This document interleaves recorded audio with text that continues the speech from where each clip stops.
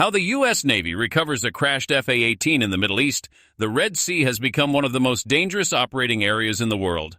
Every day, American warships sail through waters where the threat of anti-ship missiles, armed drones, and fast attack craft is a constant reality.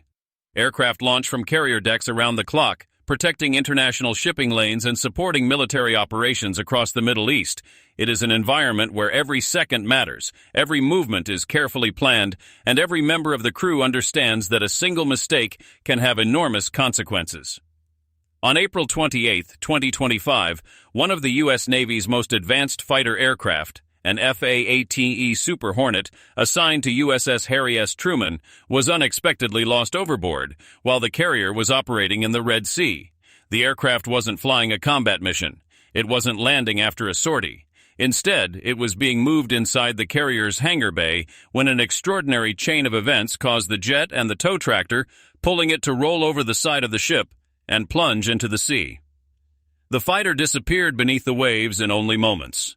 Although the aircraft was valued at more than $60 million, the immediate concern wasn't the cost. The crew's first priority was ensuring that every sailor involved survived the accident. Only after confirming that everyone was accounted for did attention turn toward one of the most complicated challenges the U.S. Navy can face, responding to the loss of a frontline combat aircraft in hostile waters. To understand why this incident attracted worldwide attention, it helps to understand the ship involved. USS Harry S. Truman is a Nimitz-class nuclear-powered aircraft carrier, one of the largest warships ever built.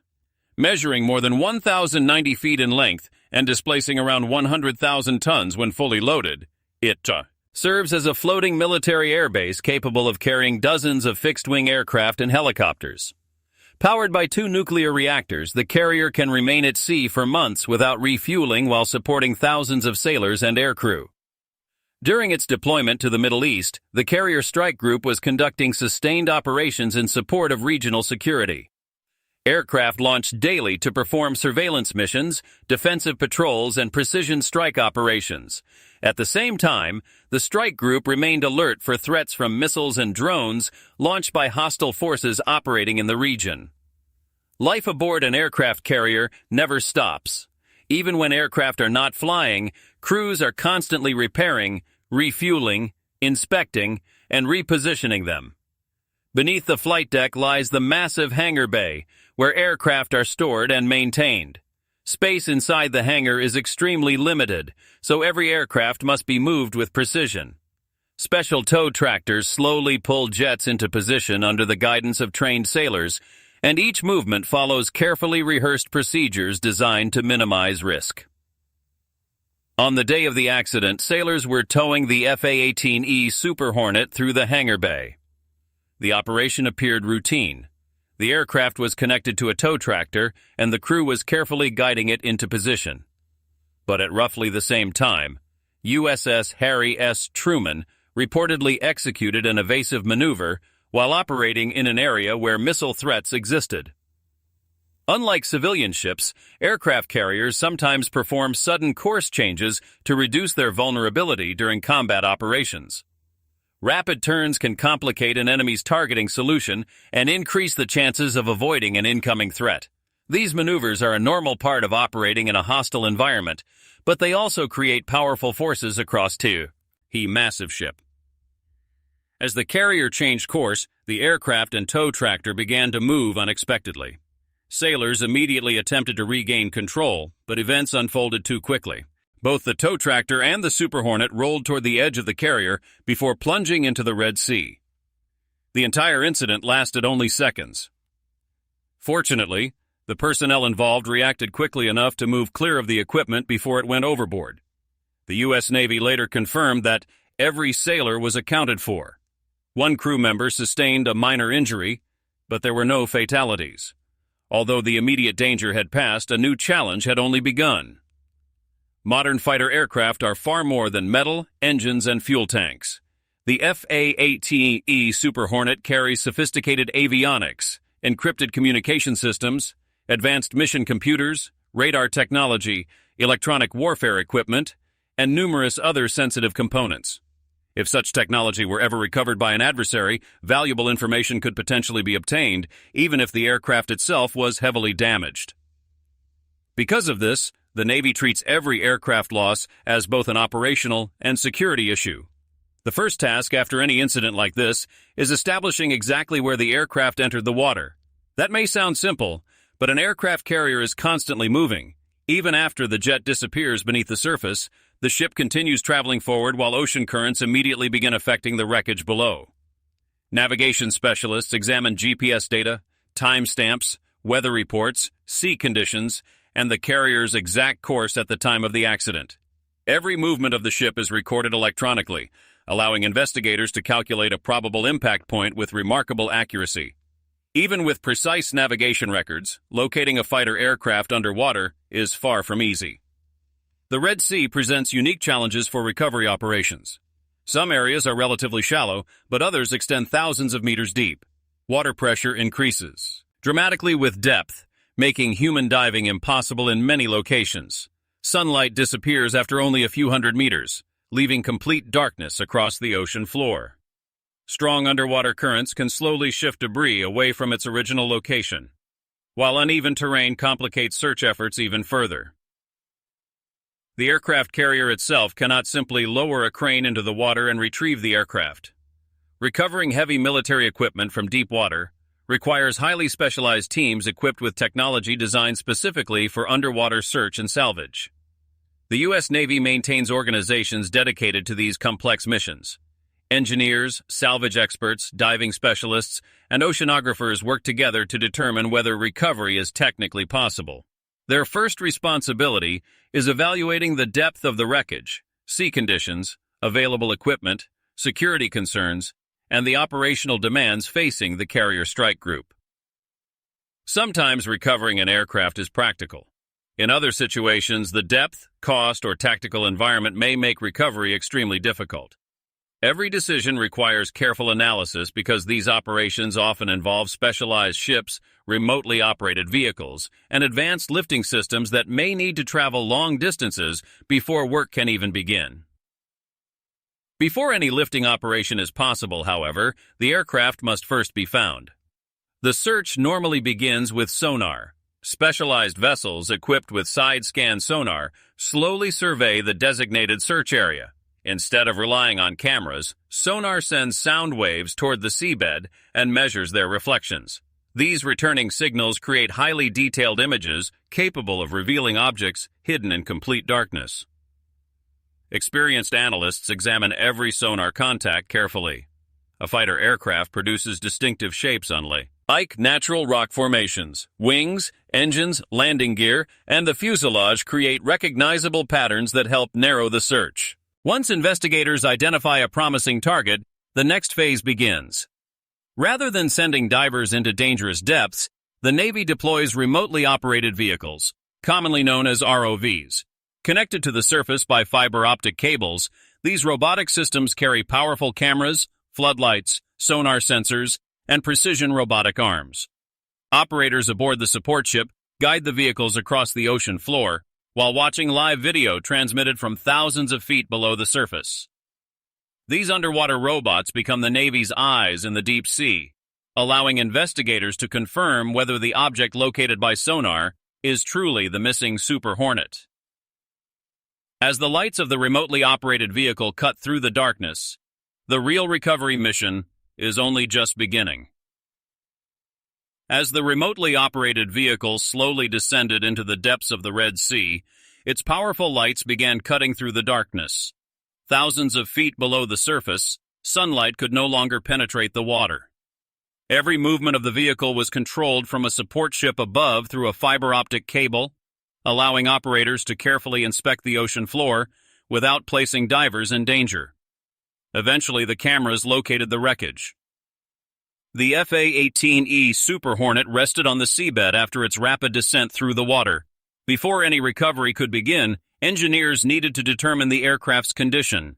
They examined whether the fuselage had remained largely intact, whether fuel tanks or external stores had separated during the fall, and whether any debris had scattered across the surrounding area. Every observation was carefully recorded because it would help investigators understand both the condition of the aircraft and the complexity of any recovery effort. The Navy's objective in a recovery operation is not simply to retrieve a damaged aircraft.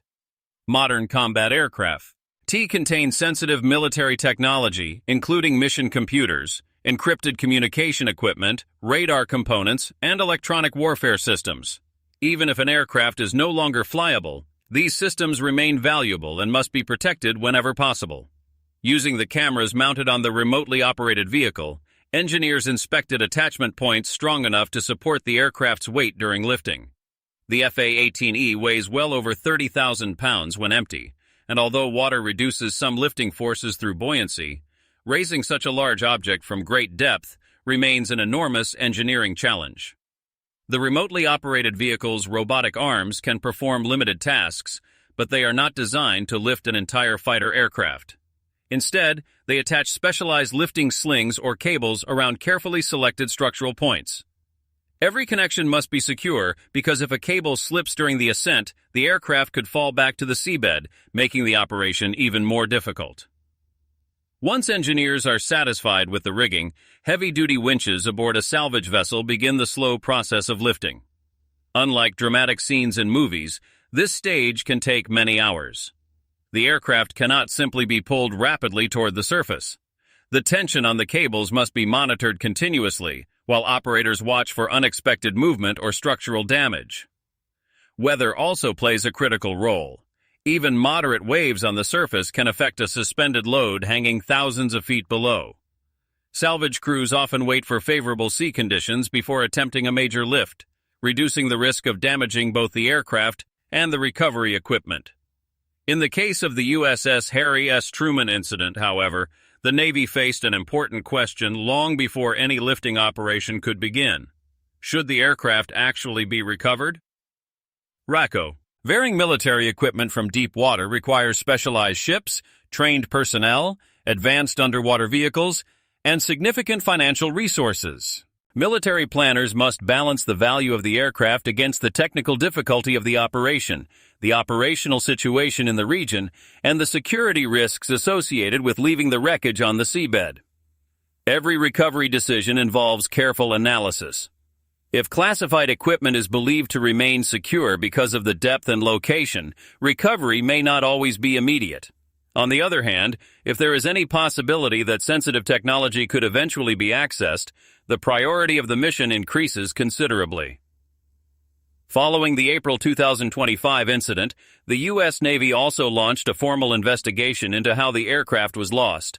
Investigators interviewed sailors, reviewed surveillance footage, analyzed navigation data, and examined the sequence of events leading up to the accident. According to later reporting, investigators concluded that multiple factors contributed to the loss. The carrier had reportedly executed an evasive maneuver while operating in a high-threat environment. At the same time, the investigation found issues involving the tow tractor's braking system and communication during the aircraft movement. Rather than identifying a single cause, investigators determined that several events combined to produce the accident. This reflects how complex naval operations often are. Aircraft carriers function like moving cities, with thousands of people working simultaneously in confined spaces while the ship itself operates in changing weather, and in this case, under the possibility of hostile attack. Even routine tasks require precise coordination. The investigation's findings were not intended merely to explain what happened. Their primary purpose was preventing similar incidents in the future. Lessons learned from every accident influence updated procedures, improved training, equipment inspections, and operational guidance. See throughout the fleet. Despite losing a fighter aircraft, USS Harry S. Truman continued its mission. Flight operations resumed, and the carrier strike group remained deployed in support of ongoing operations in the Middle East. The loss of one aircraft, while significant, did not reduce the carrier's ability to perform its assigned missions. Incidents like this also highlight the remarkable professionalism of the sailors involved. Those moving the aircraft reacted quickly enough to avoid far more serious injuries. Damage control teams immediately secured the area, medical personnel treated the injured sailor, and the crew continued operating under demanding conditions. Although headlines focused on the aircraft's estimated value, the Navy has consistently emphasized that the safety of its personnel remains the highest priority. Military equipment can be replaced. Human lives cannot. For the public, the loss of a modern fighter may appear to be a rare event, but naval aviation has always involved risk. Aircraft carriers operate in some of the most challenging environments on Earth. Heavy seas, confined spaces, continuous flight operations, and potential combat threats combine to create conditions unlike those at any civilian airport. Every launch, every landing, and every aircraft movement requires discipline, teamwork, and constant attention to detail. The 2025 Super Hornet incident serves as a reminder that even the world's most advanced military forces are not immune to accidents. Modern technology greatly reduces risk, but it cannot eliminate it entirely.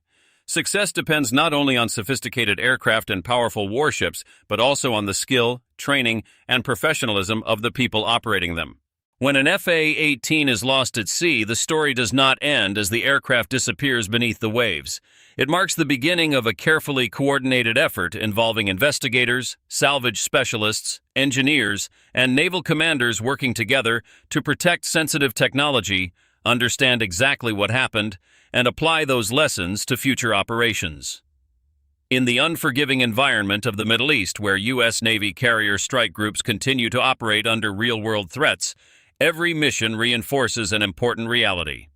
Advanced warships and modern fighter aircraft represent extraordinary engineering achievements, but their greatest strength remains the sailors and aviators who operate them with professionalism under some of the most demanding conditions anywhere in the world.